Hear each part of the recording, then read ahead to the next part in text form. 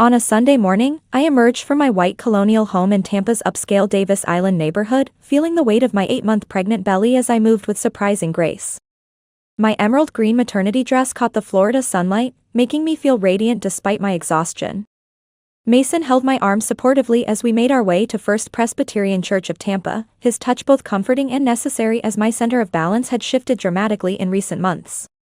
"Good morning, Vivian. Not long now. How are the baby preparations coming along?" My church friends surrounded me with warm hugs and excited smiles at the entrance, their genuine excitement washing over me like a warm wave.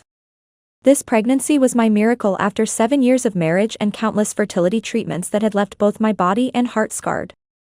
Every injection, every disappointment, every tear shed in doctors' offices had led to this precious life growing inside me. "Yes, it still feels like a dream that our family will be growing soon," I smiled, placing my hand protectively over my belly, feeling a flutter of movement that still made my heart leap with joy. Beside me, Mason beamed with pride, his expensive suit and perfect smile projecting the image of the successful husband. As a senior manager at a real estate development company, he had contributed significantly to Tampa's growth and had carefully cultivated his reputation as a trusted figure in our church community. During the service, I felt tears spring to my eyes as the pastor offered a special prayer and the congregation responded with heartfelt amens to the words, "Lord, please protect this new life." My heart felt so full it might burst. Though I prided myself on maintaining analytical detachment as a senior insurance risk analyst, these pregnancy hormones had stripped away my professional composure, leaving my emotions raw and close to the surface. After the service, Mason and I enjoyed lunch at Burn's Steakhouse. I spread out the birth preparation lists on the table beside the chef's special beef tenderloin, reviewing each item with careful attention to detail, which had served me well in my career. Mason kept conversation away from his work troubles, focusing instead on our future as parents. "The birth plan is perfect. Dr. Crawford has given us her full approval that everything's progressing well. I trust you completely. You're going to be a wonderful mother," Mason spoke softly, reaching across the table to hold my hand, his face showing nothing but devotion. His gesture brought fresh tears to my eyes, the genuine emotion catching me off guard. In the afternoon, we wandered through International Plaza for some final shopping. At the baby store, Mason carefully examined each stuffed animal with surprising seriousness, weighing each option as though making a critical business decision. "How about this white rabbit? It could be the baby's first friend." That evening, I sat alone in our bedroom looking through an album of our journey. Photos from countless hospital visits during fertility treatments, beautiful flowers Mason had given me after each painful egg retrieval, and the positive pregnancy test I'd stared at in disbelief after years of negatives, all had become treasured milestones in our struggle. The photo from the day we confirmed this pregnancy captured both of us crying with unrestrained joy, Mason's arms wrapped tightly around me as though I might float away with happiness. The following weekend, my mom Evelyn came to check on us, bringing her nurturing presence into our home like a familiar comfort. The aroma of homemade apple pie filled the house, reminding me of childhood moments when everything felt safe and certain. "Vivian, your nursery is absolutely lovely," my mom exclaimed, her experienced nurse's eyes taking in every thoughtful detail with appreciation. The clean white-based space was accented with gentle pastel colors that seemed to glow with anticipation for the baby's arrival. A mobile swayed gently in the breeze from the ceiling while hand-painted animals smiled sweetly from the walls, creating a sanctuary of childhood wonder. Mason took time off to help prepare everything. He even painted the murals himself, I explained, feeling a surge of gratitude for his dedication to our child. "He'll surely be a wonderful dad. I can feel your love for each other filling this room." Mom's words wrapped around my heart, giving me a profound sense of happiness that brought tears to my eyes. With just 3 weeks until my delivery at Tampa General Hospital, preparations for welcoming our new life were steadily progressing, each completed task bringing us closer to meeting our miracle. At dusk, I stepped into our backyard, seeking a moment of quiet reflection. The sea breeze from St. Pete Beach gently caressed my cheeks, carrying the salt-tinged air that had become part of my identity since moving to Tampa. The bougainvillea in the garden was in full bloom, its vibrant pink petals capturing the golden light of the setting sun in a display that seemed created just for this moment. That night, lying in bed with my hands cradling my belly, I said a silent prayer that came straight from my soul. "Dear Lord, please let this child grow up healthy, and please let these happy days continue." Outside the window, Florida's night breeze seemed to softly bless the new life about to begin, carrying my prayer up to the star-filled sky. Feeling the small life's movements within me, those precious flutters and kicks that had once seemed an impossible dream, I drifted into peaceful sleep with a smile on my lips. One April morning, I woke to sudden intense contractions that rippled through my body like waves of fire. The clock showed 3:15 a.m., its red numbers glowing in the darkness of our bedroom. Through the window, Tampa's skyline was still dark, a silhouette of sleeping buildings against the night sky. I shook Mason, who had been dozing in the armchair by the bedside, and grabbed my pre-packed hospital bag, my heart pounding with a mixture of excitement and fear. "Are you all right? Should we head to the hospital?" Mason asked, concern etched across his face as he jumped to his feet. "Yes, I think so," I replied, breathing through another contraction that gripped my body.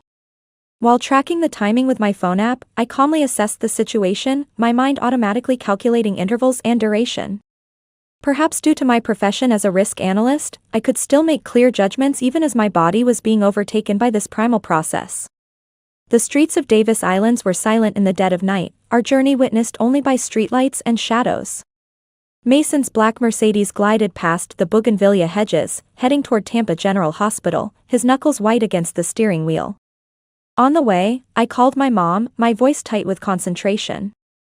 "Mom, the contractions have started," I informed her, another wave beginning to build.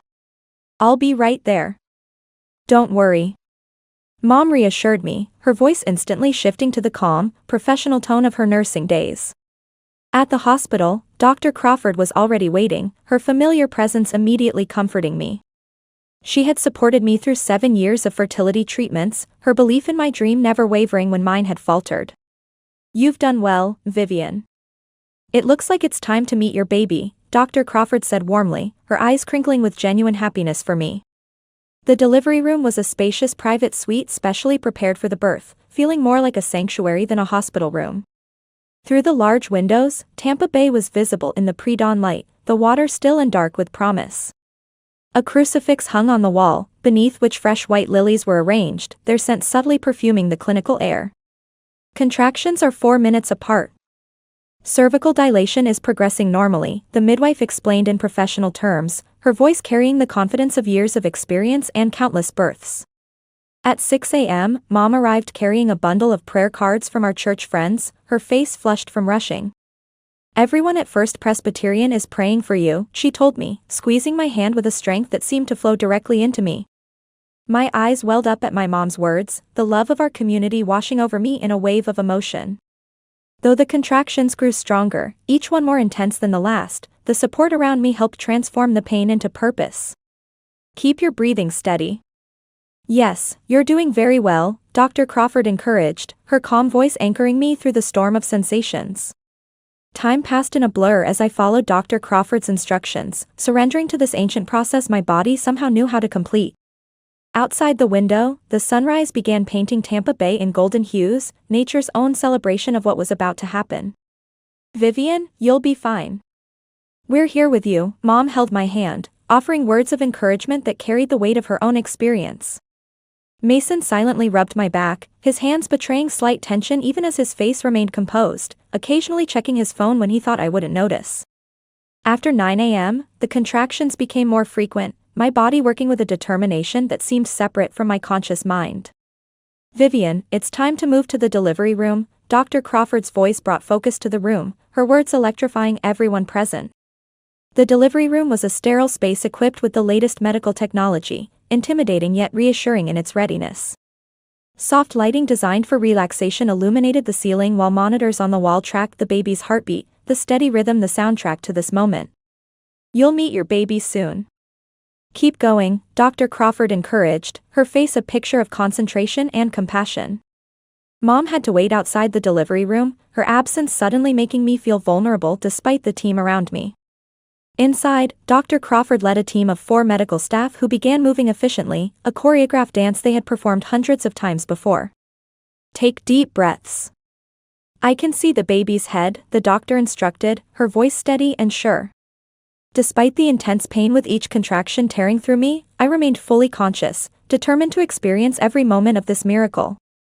After 7 years of waiting, even this pain felt precious, each sensation a reminder that my impossible dream was becoming reality. One more push. You can do it. Dr. Crawford's voice rang out, galvanizing my last reserves of strength. In that moment, the baby's first cry filled the delivery room, the most beautiful sound I'd ever heard in my life. Congratulations! It's a healthy baby boy, Dr. Crawford announced, her professional composure briefly giving way to genuine joy. Dr. Crawford gently cleaned the baby and placed him on my chest, his tiny body warm against my skin.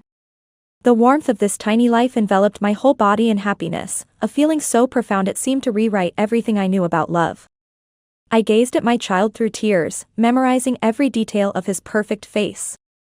The baby, as if already recognizing his mother's voice, had stopped crying and showed a peaceful expression that melted my heart completely. That's when it happened, the moment that shattered everything in a single breath. We need a DNA test, a cold voice suddenly cut through the air, slicing through my bubble of perfect happiness. Mason was staring at the baby with an icy gaze that I had never seen before, his eyes alien and calculating. I need to confirm if this is definitely my child, he demanded, his voice devoid of any emotion I recognized. The atmosphere in the delivery room froze, time itself seeming to stop in the wake of those unthinkable words.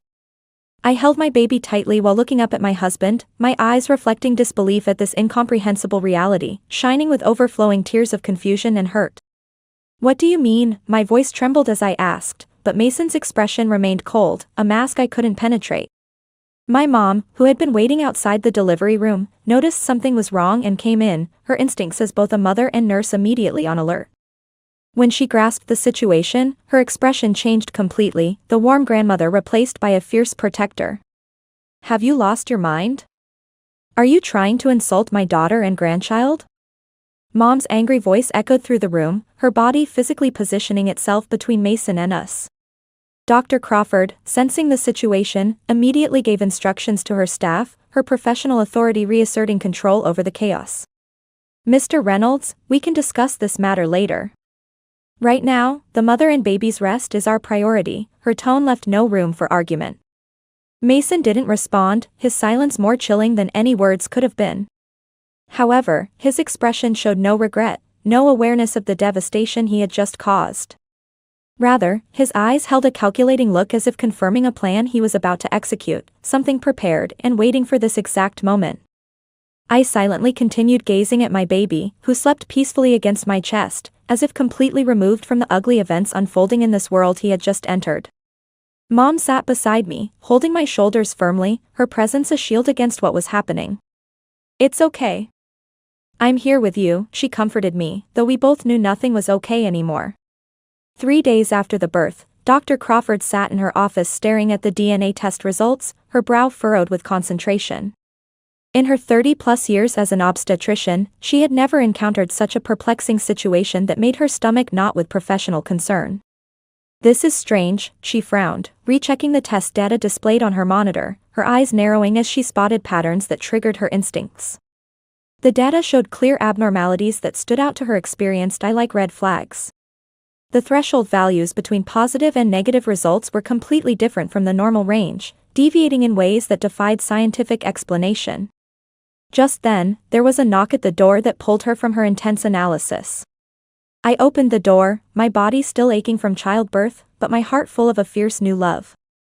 Though showing signs of postpartum fatigue, my demeanor as I held my baby radiated the unmistakable maternal love that had transformed me from the inside out. Dr. Crawford, the results, my voice trembled slightly, betraying the fear that had been gnawing at me since Mason's cruel demand. Behind me stood my mom Evelyn, her protective presence giving me strength I desperately needed. Dr. Crawford guided us to a comfortable sofa in the corner of her office, furthest from the windows where we could speak privately. The walls were adorned with numerous awards telling the story of her distinguished career. Next to which hung photos of babies whose births she had attended, evidence of her involvement in over 3,000 new lives over 30 years of dedicated service. There are unnatural aspects to these results, Dr. Crawford carefully chose her words as she began her explanation, her tone measured but concerned. Doctor, I began, my voice rising with emotion. Vivian, I've been your doctor for 7 years. I know your integrity better than anyone, the doctor's voice carried unwavering trust that brought tears to my eyes. Mom silently squeezed my hand, her touch communicating support more powerful than words. Actually, something has been bothering me since last night. Dr. Crawford stood up and began walking around her office, her movements betraying her agitation. Through the window, a cruise ship could be seen docked in Tampa Bay, tourists enjoying their carefree vacation while my world was falling apart. Beyond it, the Florida sun shone brightly, indifferent to the storm raging in my heart. The lab technician reported some suspicious findings. Unusual access logs were found in the laboratory system, she explained, her words sending a chill through me. She returned to her desk and showed us the computer screen, pointing to details that even my analysts I could recognize as irregular. Look here. This is the pattern of normal test data. The screen displayed comparison graphs with past test results, their patterns forming clear baselines. And this is the current result. There's clearly an unnatural bias. The visual evidence made my heart pound with a mixture of anger and vindication. The graph's abnormality was obvious even without medical expertise, the deviation so extreme it couldn't possibly be natural. But why? In response to my whispered question, Dr. Crawford let out a deep sigh that seemed to come from her very soul. I asked the system administrator to investigate thoroughly. She typed on her keyboard, opening a new screen filled with technical data that told a disturbing story. Last night, there was external access to the laboratory system, and immediately after that, parts of the data were altered. Her words hung in the air like a thundercloud. A heavy silence fell over the office, broken only by my baby's soft breathing against my chest. The baby was sleeping peacefully in my arms, blissfully unaware of the betrayal surrounding his entry into the world. There's more that concerns me. Dr. Crawford pulled a document from her desk drawer, her movements precise and deliberate. This is from the hospital security cameras. Last night, a suspicious person was seen near the laboratory. My heart began to race, already knowing what I would see. Though the security camera image was unclear, it showed a tall man in a suit, a familiar silhouette that made my blood run cold. Mom gasped, her hand flying to her mouth in shock. It looks very similar to Mason, she exclaimed, anger flashing in her eyes as the pieces fell into place. Dr. Crawford's voice maintained its composure but carried a hint of anger that betrayed her personal investment in this situation. But that's not all, she scrolled the screen further, revealing another layer to this disturbing plan. Ethan Forrester, our lab technician, made an interesting statement this morning. A few days ago, someone approached him offering $500,000 in cash to falsify the test data. The sum made me dizzy with its implications. The color drained from my face as I realized the extent of Mason's betrayal and the calculated nature of his plan. Ethan refused the offer and immediately reported it to his supervisor. However, he started receiving anonymous threatening emails afterward. The courage of this stranger who stood up for truth when he didn't even know me brought tears to my eyes. Dr. Crawford walked to the window, looking down at Tampa's cityscape, her reflection showing a woman whose professional ethics were being deeply challenged.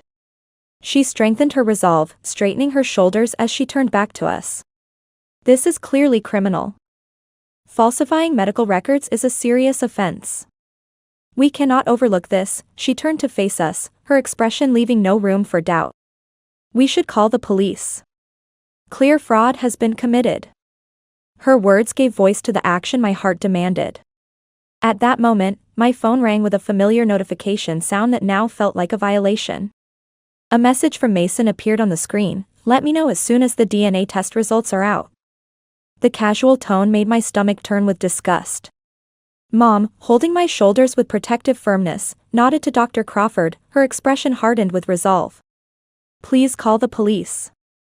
Her voice carried the authority of a mother protecting her child and grandchild. Dr. Crawford picked up the hospital's internal phone, her movements deliberate and confident. Her hand holding the receiver was supported by the firm resolve built over 30 years of her career defending mothers and babies. Outside the window, Tampa was bustling with life, oblivious to our private drama. The Riverwalk was crowded with tourists, modern office buildings and the calm bay beyond creating a picture of normalcy that felt surreal against our situation. In this peaceful scene, events that would change my family's life were quietly but surely unfolding, a small drama against the backdrop of a city that would continue regardless. Dr. Crawford put down the phone and turned to me, her expression softening as she looked at my son. Your baby is undoubtedly yours and Mason's child. To prove this, we must reveal the truth. Her voice carried both professional pride and personal sense of justice that I desperately needed to hear. The truth will always come to light. Those words echoed quietly in the morning office as we waited for the Tampa police to arrive, clinging to them like a lifeline. The three of us held in our hearts the resolve for the battle that was about to begin, united by bonds stronger than the betrayal we faced. In the interrogation room at Tampa Police Headquarters, Detective Camila Rodriguez sat across from Mason, her posture relaxed but alert. A large mirror was mounted on the wall, behind which Dr. Crawford watched, her heart pounding with anger. Let me confirm again. Where were you between 11:15 p.m. and 11:45 p.m. last night? Camila's voice remained composed, though her eyes were sharp with focus. I was at home, Mason answered while adjusting his expensive suit collar. His gesture exuded the confidence of a senior manager accustomed to controlling every room. Camila pulled out a photograph, placing it deliberately in front of Mason. It showed a figure captured by the hospital security camera, timestamp visible. This angle clearly shows your characteristics. Isn't this you? Her question hung in the air. Mason tensed momentarily before quickly composing himself. It just looks similar. That's not me. Then how do you explain this? She showed Ethan Forrester's witness statement. Offered $500,000 in cash to falsify DNA test results. The statement detailed specific dates, locations, and conversations. Mr. Forrester clearly identifies you. Mason's lips trembled slightly, his facade cracking. His testimony is credible, Camila continued, presenting email records. Multiple threatening emails were sent to Mr. Forrester from your company's IP address. Furthermore, the unauthorized access to the hospital system could only have happened with your IT specialist's cooperation. Mason's composure vanished as his plan crumbled. He said, I exercise my right to remain silent. I want my lawyer. Before that, one more thing. Camila produced bank transaction records. Last week you transferred $5 million overseas. Hiding assets for divorce. Mason's attitude changed completely, his mask falling away. Under questioning, Mason finally confessed. To frame Vivian for adultery. If the DNA test showed it wasn't my child, I wouldn't have to pay alimony. I could start a new life with Olivia. Olivia. Yes, my secretary. Young and beautiful, nothing like Vivian. Camila questioned him, so you tried to frame your innocent wife by falsifying results? That's right. I couldn't let Vivian take my assets if I was going to live with Olivia. In the observation room, Dr. Crawford clenched her fists, barely containing her anger. The hospital's legal counsel took furious notes beside her. This is criminal, attempted medical record falsification, threats, fraud. We'll pursue substantial civil damages. Mason continued, each word damning himself further. I don't care about Vivian anymore. 7 years of fertility treatments, I just went along with it. Olivia could give me a child right away. Mr. Reynolds, are you saying your love for your wife and newborn were all lies? Mason sneered, business requires no emotion. Marriage is just business. Suddenly, footsteps approached in the hallway. The door opened and Olivia appeared, stylishly dressed but visibly nervous. Olivia. Mason exclaimed, color draining from his face. Olivia said, I told the police everything, how you instructed me to contact Ethan, how you planned the data falsification, everything. Let's end this, Mason. I cannot be part of framing an innocent person. The DNA test results have been verified, Camila announced quietly. The baby is undoubtedly your biological child. You tried to deny your own flesh and blood. Mason Reynolds, you are under arrest. Dr. Crawford sighed deeply, releasing weeks of tension. Now Vivian and the baby's honor has been protected. In the hallway, media gathered to capture a prominent figure's downfall. But Dr. Crawford's concern lay elsewhere. I pray that Vivian and the baby's emotional wounds will heal. Through the windows, the sun set over St. Petersburg in hues of gold and crimson. It signaled both the end of one family story and the beginning of another. In the spring of 2026, 2-year-old Noah Reynolds runs around the garden in the quiet residential area of Davis Islands, his laughter carrying on the warm Florida breeze. I watch over him tenderly from a rocking chair on the veranda, my heart swelling with a joy I once thought impossible. "Noah, it's snack time." At my call, Noah responds with a bright smile that illuminates my world. His eyes shine with a brilliance that reflects the innocence he's managed to maintain despite the chaos that surrounded his birth. The events of 2 years ago certainly left deep scars that still occasionally ache when least expected. However, my son and I have now begun walking a new path in life, each day a little stronger than the last. At First Presbyterian Church of Tampa, I've taken on a central role in the parenting support group that meets after Sunday services, finding healing and helping others. My experience serves as inspiration for women in similar situations of betrayal and recovery. God never gives us trials we cannot overcome. My words in the support group carry the deep conviction of someone who has lived through fire and emerged transformed. People from all around Tampa come to hear my story, finding hope in the possibility of rebuilding after devastation. My professional life is also fulfilling in ways I never anticipated. My analytical skills at the insurance company have become even sharper, and my proposals for family-related insurance products drawing from my personal experience are highly valued. "Your proposals show a real understanding of the risks modern families face." These words from my supervisor gave me genuine confidence in my professional worth beyond my personal identity. My mom comes to see Noah every weekend, her presence a constant support in our lives. Watching her grandson grow has become her greatest joy after the pain we've shared. "Mom, look." Noah learned another new word. The bond between mother and daughter has grown even stronger since that incident, forged in the fire of shared adversity. Dr. Crawford still regularly checks on Noah and me, her medical care extending to emotional healing. Her reputation at Tampa General Hospital has grown even more as a doctor who stood firm for justice against powerful interests. The hospital's security system has been significantly enhanced, and their medical record protection system has become one of the best in the nation as a direct result of our case. That decision back then was the right one, she remains convinced of this, her ethical stand vindicated. Meanwhile, Mason's end was pitiful, his calculated plan resulting in his own downfall. He received a 2-year prison sentence for attempted medical record falsification, intimidation, and other charges, serving his time in a Tampa prison among those he once considered beneath him. His real estate development license was revoked, and he was immediately fired from his company, his carefully built career crumbling overnight. Ironically, his mistress Olivia disappeared right after the incident, her promised future with Mason abandoned. Rumors later circulated that she had started a new life at a startup in Miami, reinventing herself far from the scandal. "I failed to see that man's true nature," Olivia said in a local newspaper interview months later. "But I'm glad I made the right choice in the end. I couldn't be part of ruining Vivian and Noah's lives." Her testimony played a crucial role in the trial, her courage redeeming something of her involvement. In prison, Mason showed no signs of rehabilitation, his narcissism preventing any genuine reflection. No one came to visit him, and he spent his time in solitary confinement, isolated physically as he had been emotionally. Even his former colleagues began denying any association with him, distancing themselves from his disgrace. "I want nothing to do with someone who would commit such a despicable act," became the common refrain. His reputation in Tampa's real estate industry was destroyed, making any comeback virtually impossible.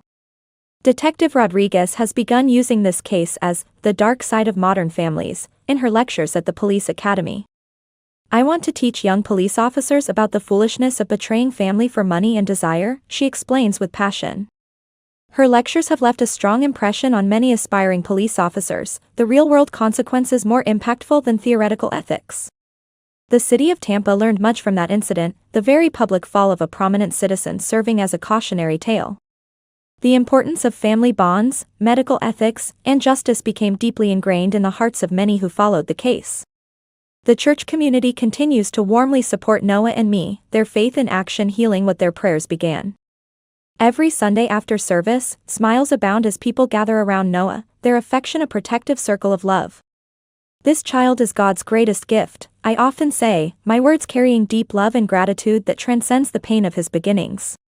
The shocking events of 2 years ago were certainly a great trial that tested every part of who I am.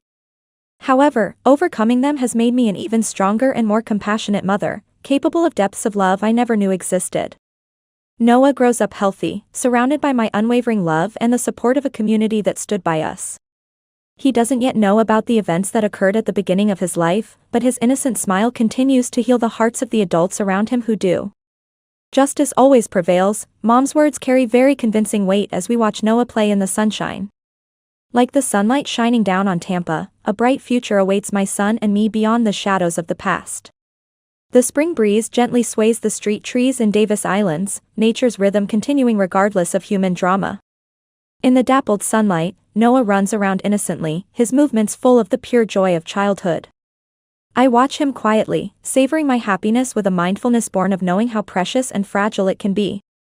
Our new life has already taken its first steady steps forward, one day at a time, toward a future full of possibility.